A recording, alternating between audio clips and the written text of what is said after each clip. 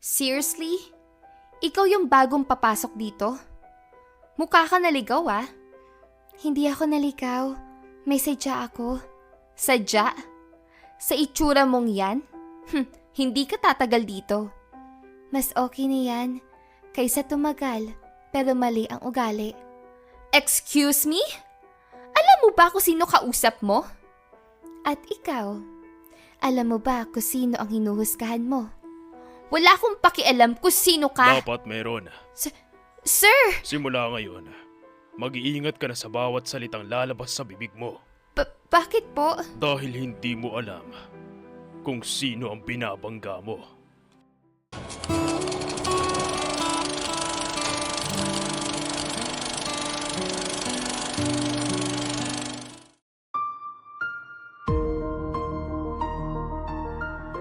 Hindi na bago sa atin ang mga matang mapanghusga. Lalo na kung palagay natin na ang taong nasa harapan natin ay hindi nabibilang sa estado ng buhay natin. Pero paano kung isang araw, dahil sa panghuhusga mo sa isang tao, nawala sa iyo ang ilang taon mong pinaghirapang makuha? Ano ang gagawin mo? Paki-comment ang inyong sagot sa ibaba at excited kaming mabasa ito. At kung naiintriga ka sa kwentong aking ibabahagi ngayon, pakinggan mo ito hanggang dulo. Pero bago ang lahat, huwag kalimutang mag-subscribe sa ating channel para sa more stories na darating. Salamat po. Masayang masaya si Loisa na naglalakad sa mall kasama ang katrabaho nitong si Dayan pagkatapos nilang makuha ang sahod nila.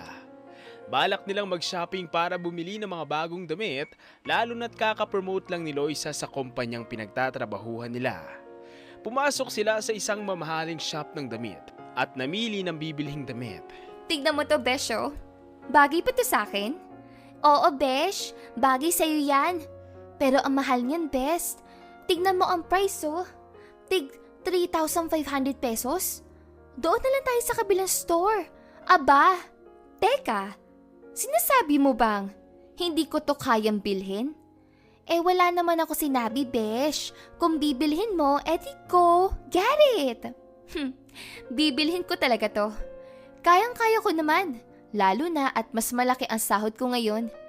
Nakalimutan mo yatang na-promote ako last month. Ah, oo nga pala, Besh. Muti ko na makalimutan. Kaya nga, dapat ibahin ko na ang lifestyle ko. Dapat lahat ng mga damit na bibilhin ko, branded na, at plano ko din bumili ng gold necklace. Ibang-iba ka na talaga, Beshi, no? Aba, dapat lang, no? Hindi ako papatalo sa'yo. Pero ikaw, napakaswerte mo sa parents mo. Dahil lahat ng gusto mo, binibigay nila. Kaya, ako naman, sariling sikap para makabili ng mga luho ko. Well, tama ka dyan. Ayoko din kasi magbukang mahirap dahil nakakahiya kapag may nakakakitang kaibigan nila mami at daddy sa akin. Minsan ko na kasi silang nakakasalubong at tinitignan talaga nila ang looks ko. Ang lahat ng suot ko. Nako, basta ako, lahat ng luho ko sa katawan, bibilhin ko talaga. Lalo na ngayon, malaki na ang sinasahod ko sa kumpanya. Friendship goals, Beshi! Sunod-sunod nga nilang binili sa mall ang mga luho nila at sobra namang saya ng dalawa habang magyabang na naglalakad. Bitbit nila ang 6 na paper bag na may nakaprintang brand kaya kitang-kita ang mga branded na pinamili nila. Pagkatapos nilang mamili, pumasok naman sila sa isang mamahaling restaurant at nag-order ng mamahaling pagkain. Beshi, picture tayo. Kailangan ko lang i-post to para makita ng friends ko sa social media na kumain tayo dito sa mamahaling restaurant. Got you, Beshi. 1, 2, 3, smile! Oh, picturean mo din to mga pagkain, Beshi. Hindi basta-basta ang presyo niyan. Oo, Besh. Wow! Ang ganda ng kuha. Next time, bibili ako ulit ng phone na katulad sa'yo. 100,000 to, Besh. Bibili ka talaga? Buong sahod mo yan, ah? May installment naman na pwedeng applyan. Basta, gusto ko talaga yan. Well, pwede naman. Di mo naman talaga maitatanggi kung gaano kaganda ang cam nito. O, di ba? Sabi ko sa'yo eh. Syempre pag meron na ako niyan, magka-level na tayo. Friendship goals! Natawa naman si Dayan sa sinabi ng kaibigang si Loisa at nagsimula na nga silang kumain. Nag-order sila ng steak, garlic chicken, egg omelette with cheese. Habang nagkukwentuhan sila, napag-usapan naman nila ang bagong empleyadong papalit sa posisyon ni Loisa. Balita ko may papalito sa former position ko. At balita ko bago empleyado daw. Sino kaya yun? For sure magaling din na employee kasi di naman basta-basta nagka-hire ang HR na hindi qualified. Kung sino man siya, hanggang doon lang dapat siya.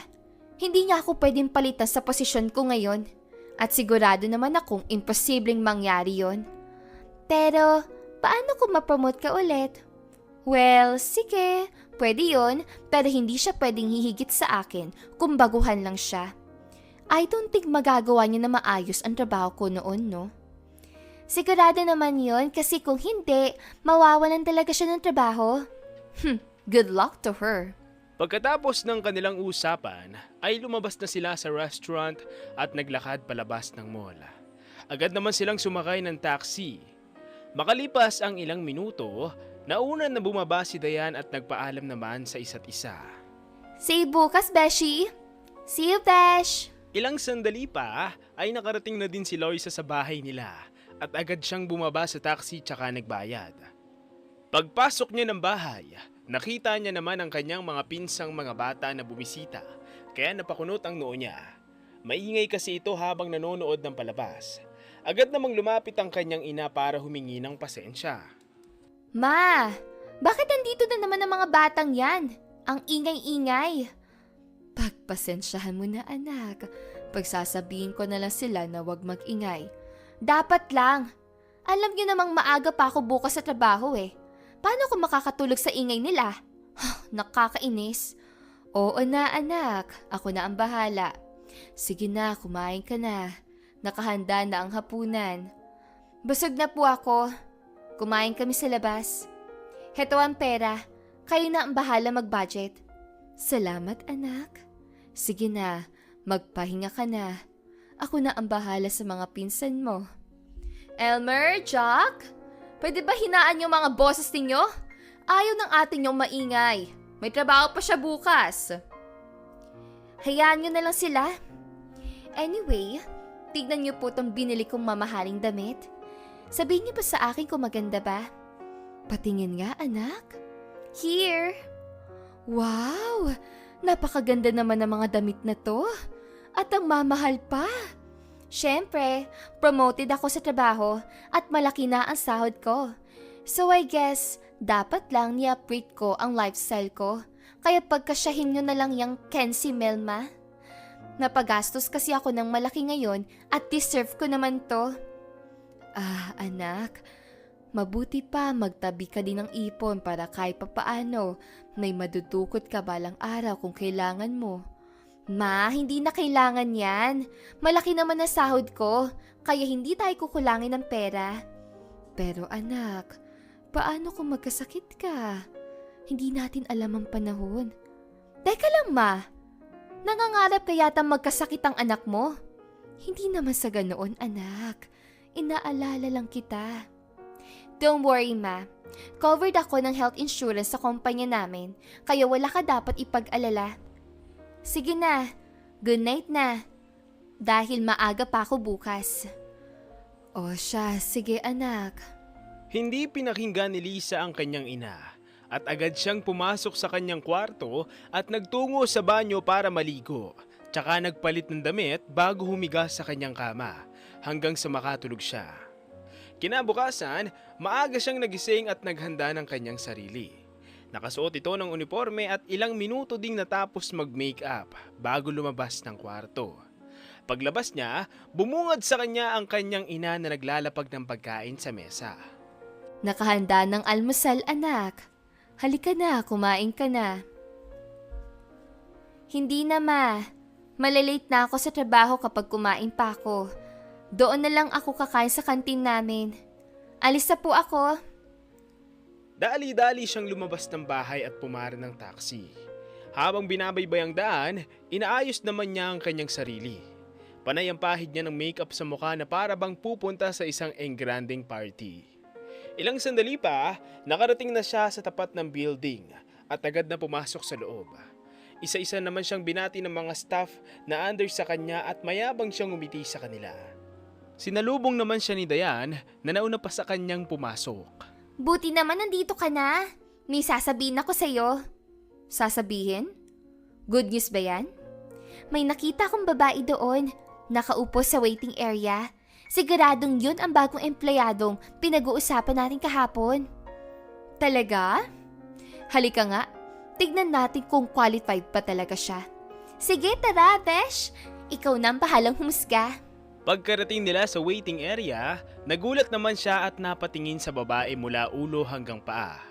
Nakasuot ito ng mahabang palda na lagpas tuhod, kapares ang blouse na may disenyong malalaking bulaklak. Pangmanang ang atake ng babae, kaya hindi niya mapigilang mapatawa ng malakas at manlait. Oh my God! Siya ang papalit sa akin? Grabe! Tignan mo naman na suot niya, Besh. Pang 1980. Oh my God! Besh, naninig yata niya sinabi mo. Papalapit siya dito. Narinig ko sinabi mo. Ano naman kung ganitong suot ko? Masama bang magsuot ng ganito? Ito ang tamang suotin ng mga babaeng iniingatan sa sarili. Walang nakakatawa sa suot ko, miss. Anong walang nakakatawa? Look at yourself, Manang. Magtatrabaho ka dito sa loob ng kumpanyan to. Hindi magsasaka. Tapos ganyan na suot mo? Nagpapatawa ka ba? Wala namang masama sa suot ko. Maayos akong pumunta dito at wala akong karapatan para husgahan ako. Pasensya na kung ganito ang suot ko. Nasa kultura na namin ang ganitong paniniwala para sa isang birhen na babaeng katulad ko. Anong sabi mo? Birhen? Talaga ba? So sinasabi mo sa amin ngayon na hindi na kami birhen dahil hindi kami nagsusot ng ganyan damit? Napaka-cheap at old. How dare you? Wala ako sinabi. Sa bibig mo mismo nanggaling yan. Aba! Nakakainsulto ka na ha? Besh, tama na. Pinagtitinginan na tayo dito. Kung wala ka nang sasabihin, pwede ka nang umalis. Marami. Marami pa akong gustong sabihin sa'yo. Kita mo tong relong suot ko? Alam mo ba kung magkano to? 10,000 pesos. Kaya mo bang bilhin to? Bakit naman ako bibili sa mga bagay na hindi ko naman kailangan? Aba! Ang sabihin mo wala kang pambili. Ayoko na ng gulo. Nandito ako para Ma'am, pinapatawag po kayo ni Sir Danilo. Sumunod po kayo sa akin at ihatid ko kayo. Nanlaki naman ang mga mata ni Loisa nang marinig ang senior manager na tinawag na ma'am ang babaeng Manang na nakasagutan niya at ang pagyuko nito sa harap ng babae. Naiwan sila ni Dayan na nakatayo doon at napatingin sila sa isa't isa. Tama bang narinig ko? Tinawag na ma'am na senior manager ang babaeng yon? Siguro para formal lang since bago empleyado yung babaeng yon? Pero hindi naman ganyan na senior manager sa atin. Mainitin pa ang ulo niya na akala mo galit sa mundo. Tayo lagi pinagbubuntungan ng galit. Pero ngayon, napakalumanay na boses niya. Sabay yuko sa harap ng babaeng yun na para bang Reyna ang kaharap niya. Hindi ko din alam. Baka type ni Sir yun. Ew! Manang type? Kung ganon, ang cheap naman ang type ni Sir. Sinabi mo pa. O siya, mabuti pa bumalik na tayo sa trabaho natin. Sige, Besh. Pero teka, mamaya pala, baka pwedeng dumaan tayo sa phone shop. Bala ko kasing kumuha ng installment ng latest brand na cellphone kagaya sa'yo. Total, malaki pa naman akong extra dito para sa down payment. Okay, sige go Besh, para sa'yo na tayo ng phone. Alam ko naman kasing ayaw mong magpautang sa akin eh. Alam mo naman, Beshi, na mas mataas ang sahod mo sa akin. Pero binibigyan ka ng parents mo. Pero hindi ipautang ko. Slick sila pagdating sa bagay na yan. Tatanungin nila ako about that. Kaya sorry, Besh. Okay lang, no? Kaya ko naman bumili. Tsaka bala ko ding i-full payment within 3 months. Ayoko na patagalin pa. Para sa susunod, kotse naman ang kukunin ko. Ibang klase ka talaga, Besh. Marunong ka pala mag-drive? Madali lang yan. Kaya ko namang magbayad para sa driving class, no? Eh di pa, hindi naman asset ang kotse, tsaka magastos, Beshi. Kung ako nga, mas pinili ko mag-taxi na lang para less gastos sa maintenance. Tsaka bumababa din ang value taon-taon. Sus, ang sabihin mo, takot ka lang mag-drive. Naikwento na yun ng mami mo sa akin last time. Sus, kung siguro ako ang anak ng parents mo, bibilhin ko lahat ng gusto ko. Sa yaman nyo ba naman? Hindi na kayo malulugi. Eh paano ba yan? Ako ang anak nila. Oo nga naman, no? O siya, sige na. Balik na tayo sa trabaho at baka makita pa tayo nagdadaldalan dito. Agad silang bumalik sa kani-kanilang mga trabaho hanggang sa matapos ang shift nila at nagyaya ng magpunta sa phone shop si Loisa para bumili ng bagong cellphone na nagkakahalaga ng mahigit 100,000 peso. 20,000 po ang pwedeng i-down payment, ma'am. And 15,000 naman po every month ang babayaran niyo for 6 months. Okay, walang problema. Kukunin ko na yan. Paki-fill up na lang po itong form. Agad na nag-fill up ng form si Loisa hanggang sa matapos na ang proseso at nakuha na niya ang bago niyang cellphone. Tuwang-tuwa siya habang ipinagyayabang ito sa kaibigan niya na magkasing level na nga sila at ipinagmamalaki pa niyang sariling pera niya daw ang ginamit rito. Hindi man aminin ni Dayan ay nainsulto siya sa sinabi ng kaibigan dahil nakakabili lang kasi siya ng ganyang kamahal na luho gamit ang pera ng parents niya.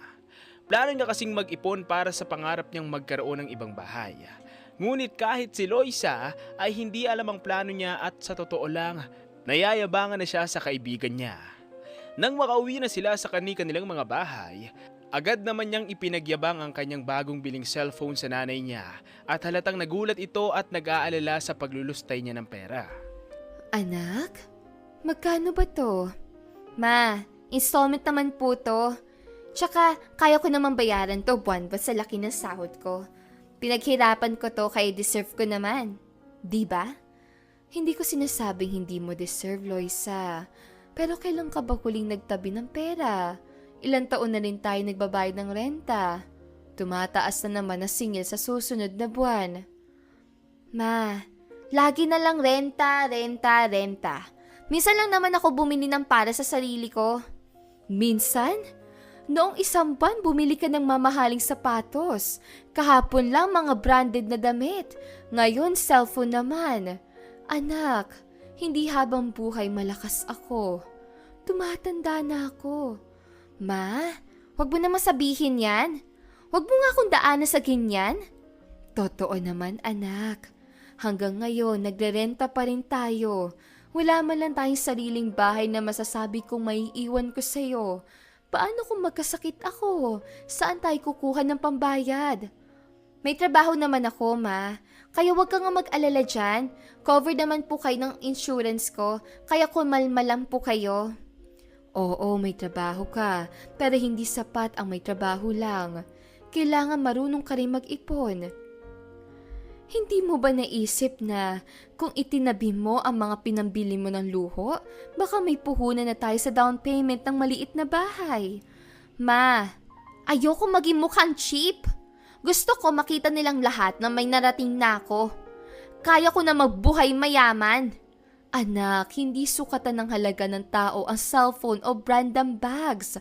Mas mahalaga ang seguridad, ang kinabukasan. Ayokong dumating ang araw na magsisisi ka dahil mas inuna mo ang yabang mo kaysa sa pangarap. Hay nako, pwede ba wag na po kayong makialam sa mga desisyon ko, ma? Malaki na po ako. At isa pa, hindi ko naman kayo pinapabayaan dito eh. Lahat ng bills nakakargo lahat sa sahod ko. Agad na tinalikuran ni Loisa ang kanyang ina at pumasok sa kanyang kwarto. Huminga siya ng malalim para pakalmahin ang sarili tsaka tumihaya sa kama hanggang sa makatulog. Kinabukasan, maaga siyang nagising at nag-ayos ng sarili tulad ng nakasanayan. Sinuot naman niya ang kanyang bagong damit na nabili. Total Sabado na, ang araw na pwede silang magsuot base sa gusto nilang damit. Umalis siyang hindi man lang sila nagkaimikan ng kanyang ina at dire-diretso itong sumakay ng taxi hanggang makarating sa harap ng building. Pagkababa niya, confident siyang naglakad papasok sa kumpanya at binati naman siya ng ibang mga empleyado hanggang sa nahagip ng mga mata niya ang babaeng nakasagutan niya kahapon. Tignan mo nga naman, hindi na talaga nahiya at nadala sa sinabi ko kahapon. Hanggang ngayon, cheap at weird pa din ang suot mo. OMG, you look like asawa na magsasaka. Talagang hindi ka patapos sa panlalait sa akin, no? Aba, dapat lang. Tignan mo nga itsura mo, kalait-lait. Tignan mo ako, ang expensive ng damit. Wala ka bang maayos sa damit? Hindi ba sinabi sa'yo ng senior manager na dapat ka magsuot ng formal na uniform? Bakit naman ako magsusuot ng uniform? Hindi ka lang pala cheap, ang slow mo pa. Of course, nagtatrabaho ka dito, kaya dapat lang sumunod ka sa patakaran ng kumpanyang to. Hindi tinatanggap ang katulad mong manang at weird na babae sa kumpanyang to. Tama ba narinig ko? Tinawag mong manang at weird ang anak ko?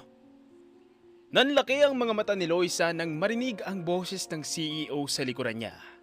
Agad siyang napalingon at nagulantang nang makita ang nakakunot noon nitong muka. Anak? Sir, nagpipiro po ba kayo? Hindi magandang biro yan, sir. Hindi bagay. Ang yaman nyo tapos magkakaanak kayo Isang ng... salita pa, Miss Reyes. Ibababa kita at mawawalan ka ng lugar sa kumpanya ko. Talaga bang anak nyo siya, sir? Siyang nawawala kong anak. At ngayong natagpuan ko na siya. Hindi ko hahayaang insultuhin siya kahit sino, lalo na ikaw. Sino ka ba sa inaakala mo? Kumpanya ko ang nagbibigay sa'yo ng pera. Tapos gaganyanin mo lang ang anak ko? Sir, di ko naman po kasi alam na anak niyo siya. Akala ko po bago siya empleyado dito kaya sinabihan ko po siya magsuot ng maayos. Ano bang problema sa suot niya? Maayos naman ang suot ni Celine at isa siyang probinsyana kaya normal lang na ganyan ang kasuotan niya. Marunong magpahalaga sa kanyang moralidad at pagkababae. Kaya wala akong nakikitang dahilan para laitin at insultuhin mo ang anak ko. Walang mali sa suot ko. Ang mali ay ang ugali mo. Everyone, makinig kayo sa akin. Simula ngayong araw na to, kapag nalaman kong may ginawa kayong hindi ka nais-nais sa anak ko, hindi ako magdadalawang isip na tanggalin kayo sa trabaho. Nagkakaintindihan ba tayo? Tumango ang lahat sa sinabi ng CEO at bumaling naman ulit ang tingin nito kay Loisa. Nagulat naman ang lahat sa sumunod na sinabi nito sa harap ni Loisa. Tanggal ka na sa trabaho. Effective immediately. Ayoko nang makita pa ang pagmumukha mo sa kumpanya ko. Celine anak, let's go sweetheart. Teka lang po, sir. Maawa po kayo sa akin, sir. Huwag niyo po ako tanggalan sa trabaho. Ako lang po inaasahan ng nanay ko. Pakiusap. Di ko na po ulitin. Celine, please patawanin mo na ako. Alam ko nagkamali ako sa nagawa ko. Dad, ayoko maging kaugali niya. Kaya pwede mo bang huwag niyo na lang po siyang tanggalin sa trabaho? Siguro naman po alam na niyang mali ang ginawa niya. At nagsisisi na siya. Anak, dapat lang naturuan ng leksyon ng babaeng yan para magtanda. Pero kung gusto mo pa rin siyang manatili sa kumpanya natin, ilalagay ko na lang siya kung saan siya nararapat para hindi na siya makapaglait pa ng ibang tao.